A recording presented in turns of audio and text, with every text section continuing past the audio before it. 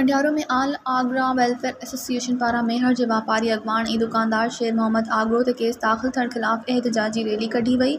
शहर जो गश्त करण बाद नेशनल प्रेस क्लब अॻियां एहतजाजी मुज़ाहिरो कयो वियो। उन मौक़े ते ज़ियाउद्दीन आगरो, सलीम आगरो, दानिश आगरो ऐं ॿियनि जो चवणु हो त मेहर पुलिस MTA जी वंगारू वहंदे दुकानदार शेर मोहम्मद आगरो ते कूड़ो केस दाख़िल कयो आहे।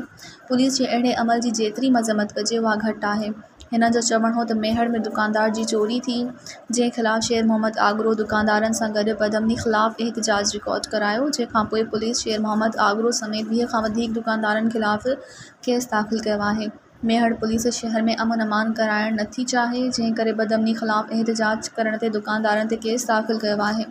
हिननि वस वारनि खां मुतालबो कयो त मेहर जे दुकानदारनि शेर मोहम्मद आगरो ऐं ॿियनि दुकानदारनि ते दाख़िल केस ख़त्म करे मेहर पुलिस ख़िलाफ़ क़दम खंयो वञे। मज़ीद ख़बरनि ऐं तफ़सीलात लाइ विज़िट कयो असांजी वेबसाइट www.awamiNewsHD.com ऐं ॾिसंदा रहो अवामी न्यूज़ HD।